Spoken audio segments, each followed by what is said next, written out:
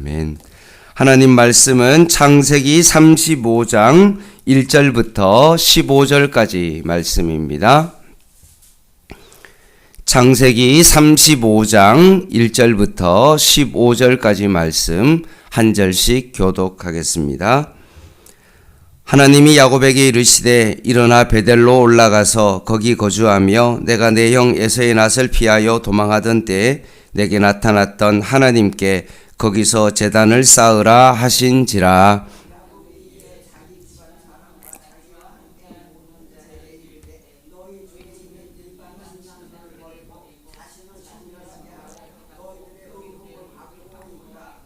우리가 일어나 베델로 올라가자 내 환난 날에 내게 응답하시며 내가 가는 길에서 나와 함께 하신 하나님께 내가 거기서 제단을 쌓으려 하노라 하매.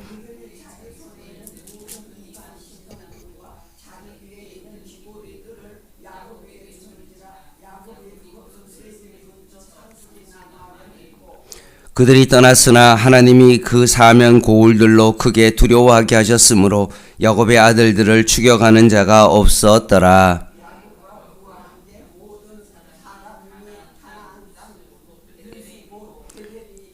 그가 거기서 제단을 쌓고 그곳을 엘베델이라 불렀으니 이는 그의 형의 낯을 피할 때 하나님이 거기서 그에게 나타나셨음이더라.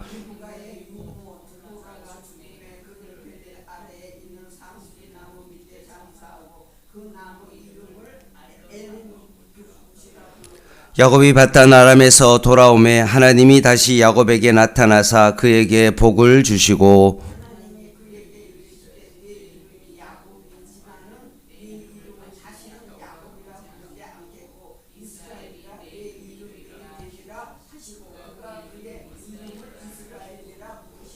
하나님이 그에게 이르시되 나는 전능한 하나님이라 생육하며 번성하라. 한 백성과 백성들의 총회가 내게서 나오고 왕들이 내 허리에서 나오리라.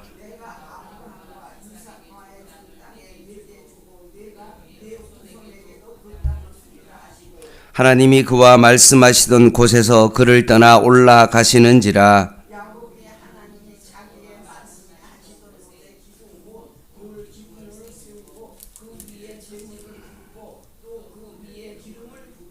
같이 읽겠습니다. 하나님이 자기와 말씀하시던 곳의 이름을 베델이라 불렀더라. 아멘. 야곱이 밧담 아람을 떠나기 전에 하나님께서는 야곱에게 베델의 하나님을 기억하게 하셨습니다. 성경책 한번 왼쪽으로 좀 찾아보겠습니다. 31장 13절 말씀을 한번 보겠습니다.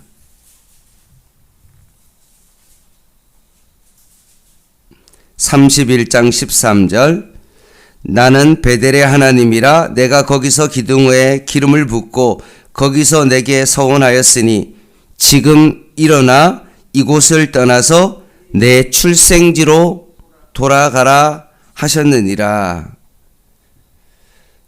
밧담 아람을 떠나기 전에 하나님께서는 야곱에게 분명 베델로 돌아가라고 말씀하셨습니다. 베델로 돌아가라는 것은 결국 하나님께 예배하는 일이었습니다. 그러나 33장 17절을 한번 보시죠. 33장 17절 야곱은 숫곳에 이르러 자기를 위하여 집을 짓고 그의 가축을 위하여 우릿간을 지었으므로 그 땅 이름을 숫곳이라 부르더라 라고 말씀합니다. 세겜에 자기 집을 짓고 가축을 위하여 우릿간을 지었습니다. 그리고 평안히 가나안 땅 세겜에 정착한 야곱에게 우리가 어제 봤던 것처럼 딸의 디나의 강간 사건이 벌어졌고 피해 복수극을 결국 34장 26절에 행했습니다. 그것을 통하여 야곱이 깨달은 것이 있죠. 아, 내가 있어야 될 곳이 이곳이 아니구나 라는 것을 깨닫게 된 겁니다. 그래서 하나님께서 야곱을 다시금 베델로 부르십니다.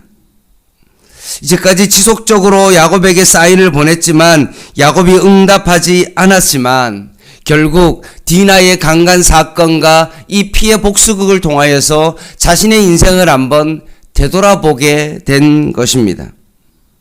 1절입니다. 35장 1절. 하나님이 야곱에게 이르시되, 결국 하나님께서 야곱에게 나타나십니다. 하시는 말씀이 뭡니까? 일어나 베델로 올라가서 거기 거주하며 내가 내 형 에서의 낯을 피하여 도망하던 때에 내게 나타났던 하나님께 거기서 제단을 쌓으라 하신지라.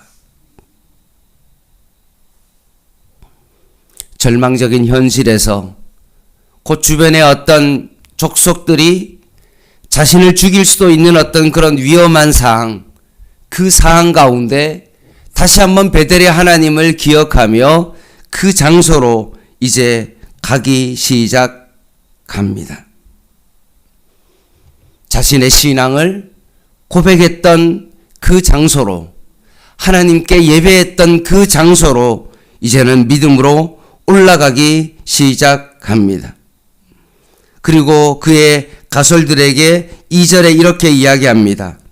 야곱이 이에 자기 집안 사람과 자기와 함께한 모든 자에게 이르되 너희 중에 있는 이방 신들을 버리고 첫 번째, 두 번째 자신을 정결하게 하고 세 번째 너희들의 의복을 바꾸어 입으라. 베델에 올라가기 전에 먼저 준비해야 될, 선행해야 될 세 가지를 지금 말씀하고 있습니다. 이유는 뭐냐 하면 첫 번째, 이방 신상을 버리라는 거죠. 보이는 이방 신상뿐만 아니라 보이지 않는 어떤 세상적인 모든 가치관을 이제는 버리라고 말씀합니다. 그리고 외삼촌 나반의 집에서 떠나올 때 라헬이 뭘 가지고 왔습니까?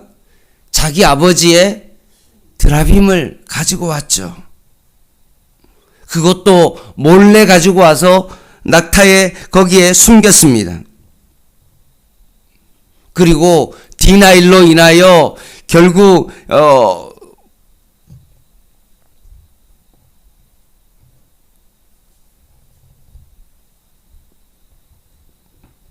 그 모든 세겜에 있는 사람들에게 포피를 베고 다 모든 그런 수술을 할례를 하게 한 다음에 완전히 그 모든 남자들을 싹 죽이고 난 다음에 뭘 했겠습니까? 그들이 가지고 있었던 모든 신상들이 이방 신상들이 섞여 있을 가능성이 있는 그것을 다 가지고 왔죠. 근데 이제 베델로 올라가려고 그러는데도 여전히 드라빔을 가지고 있고 이방 신상의 그 모든 것들의 어떤 그런 것에 매여 있는 그들을 향하여 야곱은 이제 우리가 베델로 올라가야 되는데 너희들이 첫 번째로 일단은 베델로 올라가려면 너희들의 이방 신상을 다 버려라. 너희들 가운데 있는 모든 우상을 단호하게 이제는 버려야 된다라고 말씀합니다. 그리고 두 번째는 자신을 정결케 해야 된다. 하나님과 이제 인격적인 관계를 맺고 예배를 하는 사람은 결국 정결해야 된다라고 말씀합니다. 하나님께 대한 헌신과 이제는 순종하는 그런 마음을 너희들이 준비해야 된다. 그리고 마지막으로 세 번째 뭘 요구합니까? 의복을 바꾸어 입으라. 출애굽 직후에도 모세에게 내려진 명령이 있었는데 그것은 무엇이냐 하면 영적 도덕적 정결 상태를 외형적으로 나타내는 의미로 회개를 상징하고 있습니다. 의복을 바꾸어 입으라. 이제는 예전에 노예였던 그 삶에서 이제는 의복을 바꾸어 임으로 말미암아 정말 새로운 삶의 신분의 옷을 입고 의의 옷을 이제는 너희가 입어야 된다 라고 말씀합니다. 이 세 가지를 야곱이 베델에 올라가기 전에 가솔들에게 준비할 것을 말씀하십니다. 3절입니다. 우리가 일어나 베델로 올라가자 내 환난 날에 내게 응답하시며 내가 가는 길에서 나와 함께 하신 하나님께 내가 거기서 제단을 쌓으려 하노라 하매. 신앙의 회복을 위하여 하나님을 만났던 그 장소로 다 준비하고 결단하고 올라갑니다. 그런데 5절 하반절에 보니까 뭐라고 되어 있습니까? 추격하는 자가 없었다. 하나님께 결단하고 믿음으로 하나님 앞에 예배하며 주님 앞에 나아가는 그 야곱과 그 가솔들에게 분명히 죽이러 올 만도 한데 하나님께서 그 모든 추격을 결국 막으셨던 것입니다. 거기서도 그들이 제단을 쌓고 그곳 이름을 뭐라고 말했습니까? 엘베델이다. 뜻은요, 베델에 전능하신 하나님이라는 그런 뜻이죠. 홀로 하나님 앞에 예배드렸던 그 장소 베델에서 20년이 지난 다음에 집안의 모든 가솔들을 데리고 전능하신 하나님께 예배를 드리며 언약을 지키며 하나님을 찬양합니다. 그런데 갑자기 베델로 회개하는 야곱의 이야기 중간에 8절에 보니까 리브가의 유모인 드보라의 죽음 소식을 성경은 전하고 있습니다. 빼도 될 만도 한데도 불구하고 이 유모 드보라를 넣었던 이유는 하나님께서 그녀의 죽음을 기억하실 정도로 드보라의 삶이 아름다웠음을 알게 해 줍니다. 이 드보라가 누구입니까? 밧담 아람에서부터 시집가는 리브가를 따라 헤브론으로 그리고 이삭의 집으로 왔던 사람이 바로 드보라입니다. 어떤 이유로 드보라가 야곱과 줄곧 함께 있었는지 정확하게 알 수 없었지만 하나님께서 그녀의 삶을 지켜보고 계셨다는 것이 중요합니다. 그래서 장사하고 난 다음에 그 이름을 알론 바굿이다. 상수리를 의미하는 단어와 눈물을 흘리다는 의미의 단어가 합쳐진 눈물의 상수리나무, 통곡의 상수리나무라고 그곳 이름을 불렀습니다.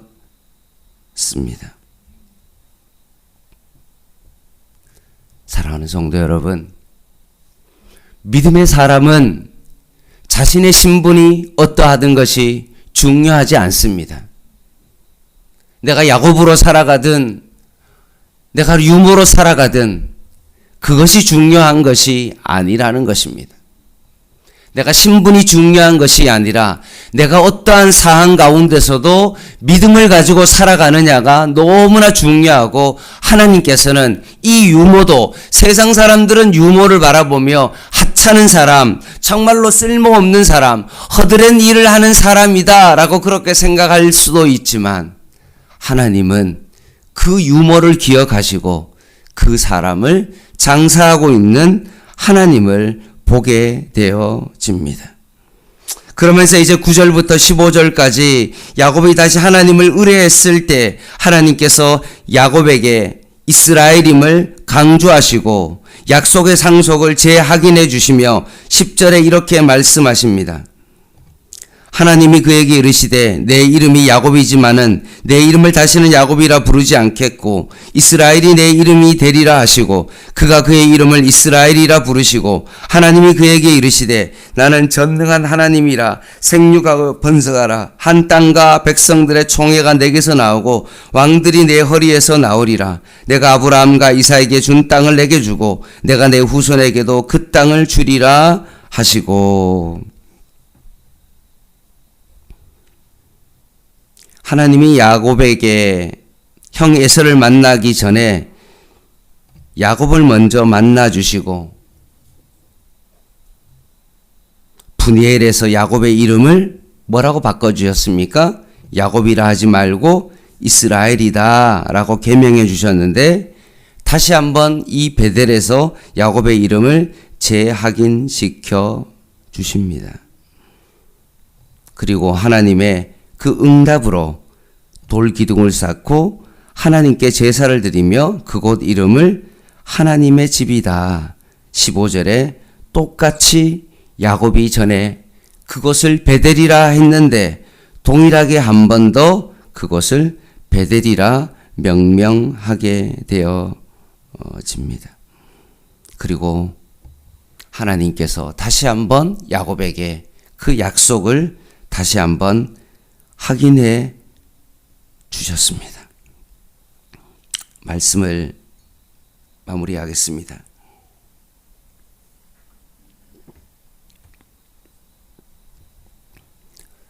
오늘 야곱에게는 언약의 장소가 있었습니다. 하나님을 만난 장소가 분명히 있었습니다. 그럼 오늘 본문을 통해서 나에게도 이런 언약의 장소, 하나님을 만나는 그 장소가 분명히 내 삶 가운데 있어야 됩니다.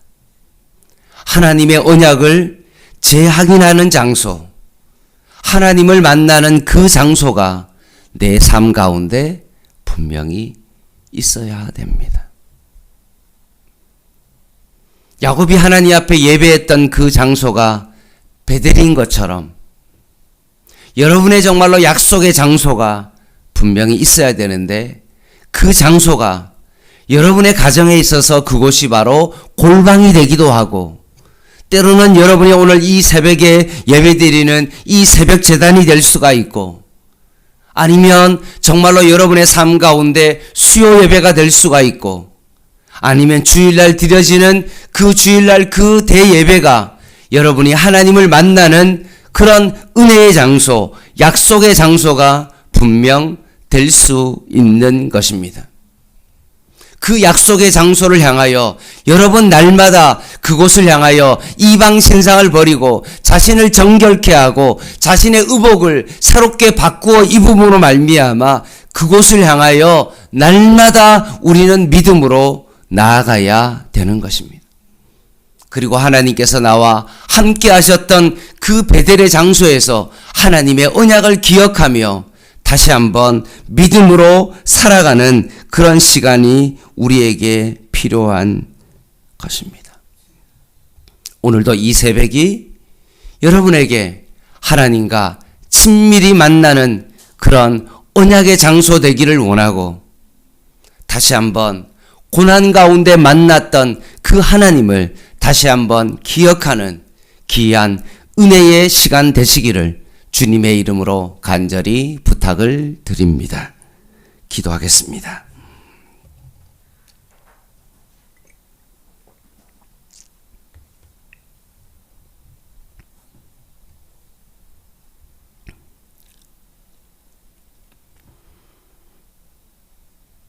하나님 아버지, 야곱의 깊은 인생의 터널 속에서 베델의 하나님을 다시 한번 기억하게 하시고 그곳으로 이끄신 그 하나님의 은혜를 다시 한번 기억하며 우리도 오늘 이 아침에 다시 한번 베델로 올라가는 하나님의 귀한 은혜가 있게 하여 주시옵소서. 하나님을 만나는 그 장소로 오늘 이 아침에 올라가게 하여 주시고 우리의 인생을 말씀을 통해서 깊이 되돌아보는 그런 귀한 은혜의 시간 되게 하여 주시옵소서. 예수님의 이름으로 간절히 기도드립니다. 아멘. 예, 오늘 7시 반에 수요 예배 있습니다. 이따 뵙겠습니다. 개인 기도 하시겠습니다.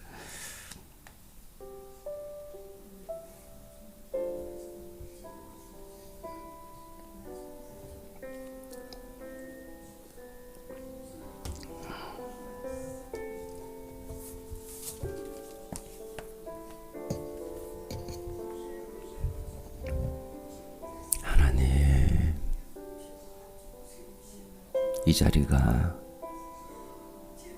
야곱이 자신의 인생을 되돌아보고 회개하는 자리가 되었던 것처럼 다시 베델로 올라가는 하나님의 은혜가 있게 하여 주시옵소서. 내가 주님을 만났던 그 장소로, 그 신앙으로 다시 돌아가게 하여 주시옵소서. 주님 앞에 예배드렸던 그 장소로, 하나님을 만났던 그 장소로, 외롭고 힘들고 고난 가운데 있었을 때 사다리 끝에서 하나님을 만나고 하나님과의 관계가 열리며 주님을 만났던 그 장소로 돌아가게 하여 주시옵소서.